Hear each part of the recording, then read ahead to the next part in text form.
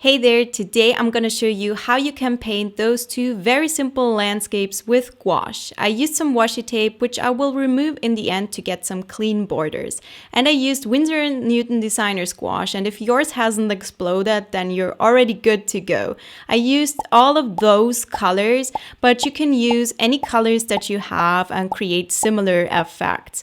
All of these are on my palette, some are fresh and some have already dried up. So you can also see that I used a variety of brushes. Round synthetic brushes are always a good idea for gouache. And I started with a kind of a mid-sized one. My piece here is very small. If you don't feel comfortable painting so small, please feel free to use a bigger paper or canvas. And I mixed my first color, that is a very dark and dirty blue tone. You can use any dark blue or purple tones here. And then I already started on the second page here because I'm going to work on both of them simultaneously so that I can let the layers dry in between. So this is very efficient. I did a bit of a gradient here, starting with a very beige eggshell yellow tone, then gradually moving into orange and pink tones, and then moving into a purple. And you can really take your time with this gradient. You can go back and forth a little bit. I did a lot of these swirling motions until I was happy with the way that it looked. And you can see that I applied a variety of colors to get my gradient going, just so I have a nice color flow from my color that is in the middle, this more yellow eggshell color, towards the purple with all of that pink in between. And all of that is going to dry a little bit darker, so make sure that your colors are light enough. And then I moved on towards the other side again, where we have already a dry first layer at this point, and I used a rather dark color here. This is almost black. If you want, you can just use black, or you can mix a color similar to mine. I used it here on the left side as well. This is a mixture of purple, blue, and some black in there. I really like using black with gouache because gouache really takes out a lot of the saturation when it dries. So the darker your dark colors and the lighter your light colors, the better usually. I also painted a little bit of a moon on the right side, and I'm also gonna paint the sun on the left side.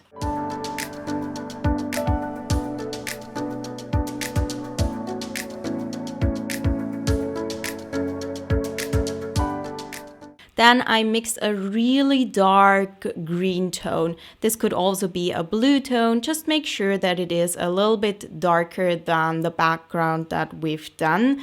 Mine dried very similar to the background because the dark colors with gouache just tend to dry lighter. But that's okay, this is just the first layer here.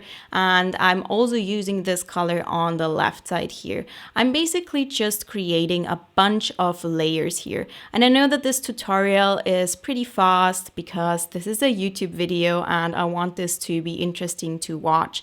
But if you want to learn more about gouache, then make sure to check out my course, the Complete Beginner's Gouache course, which will only be open until December 20th because all of my courses that I currently have will close their doors permanently on December 20th.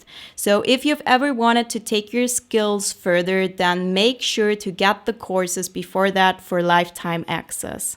So here I switched to some slightly smaller brushes. Make sure to always use brushes that you are comfortable with. The smaller the better usually. With gouache, I really like small detail brushes. These are some Princeton detail brushes. Literally any round synthetic brushes that come to a nice fine point will do. And I used this green tone. Just make sure that this color is lighter again than the one that we've used previously. And also keep in mind that this color will probably dry a little bit darker, or it will lose saturation against its backdrop. So if you are unsure how it's gonna dry, you could do a little test dot and let that dry and see whether you like how it looks against just the background. Sometimes it needs another layer when I see that my color didn't quite dry the way that I wanted it. But here I was pretty happy with it.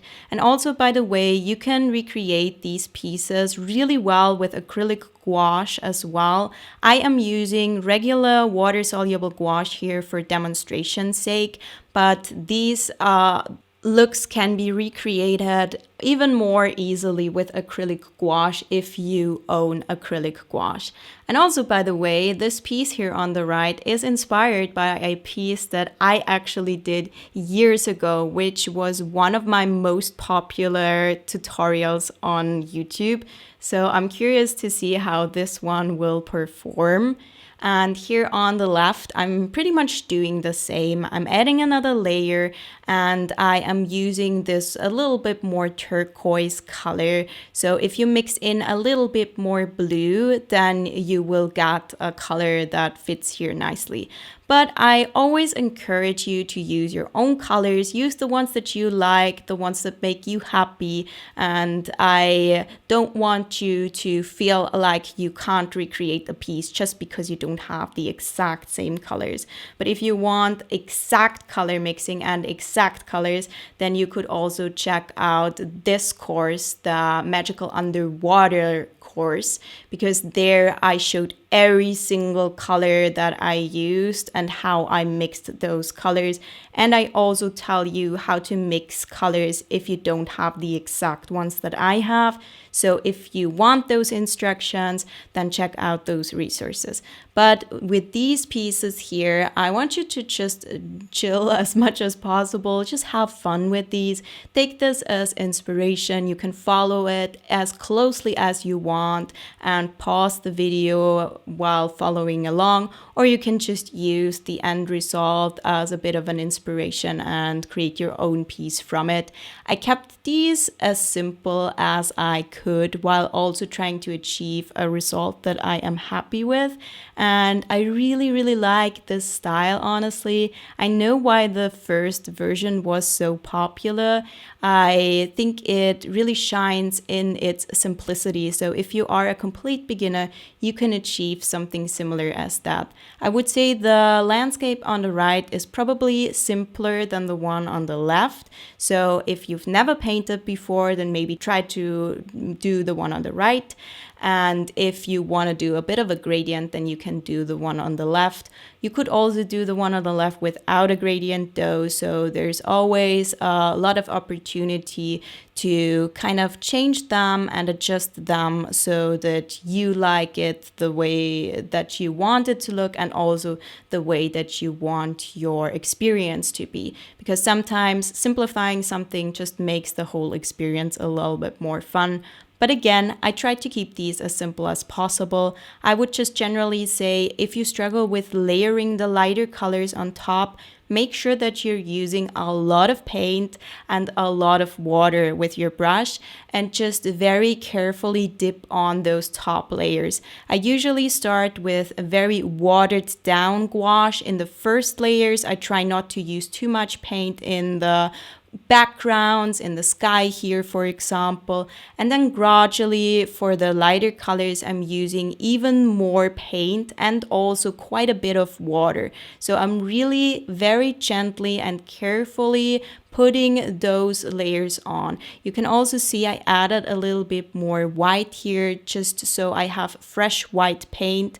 If your colors are not light enough that you already have on your palette, definitely add some white. It's also going to make your color a little bit more opaque.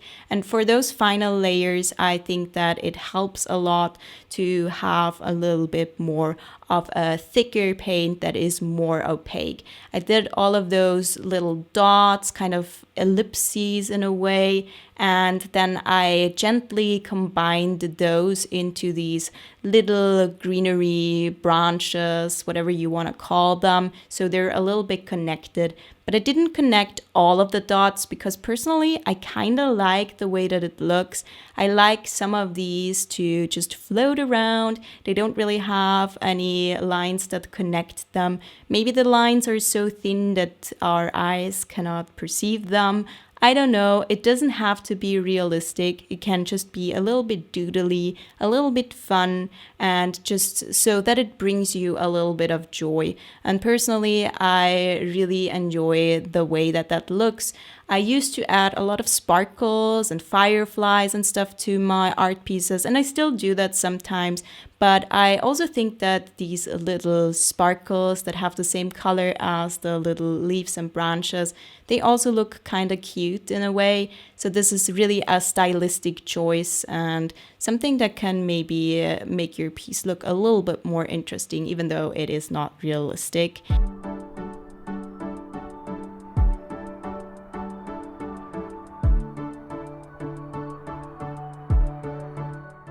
And then I also used this lighter color here. This is a very light purple tone, and I just wanted to highlight the tree here a little bit as well as I did on the other side. And this light purple tone is also the same that I used for the stars on the right side. Generally just use a lighter tone here. And I also used a lighter version here for the final layer on this page, just some additional dots for some additional details.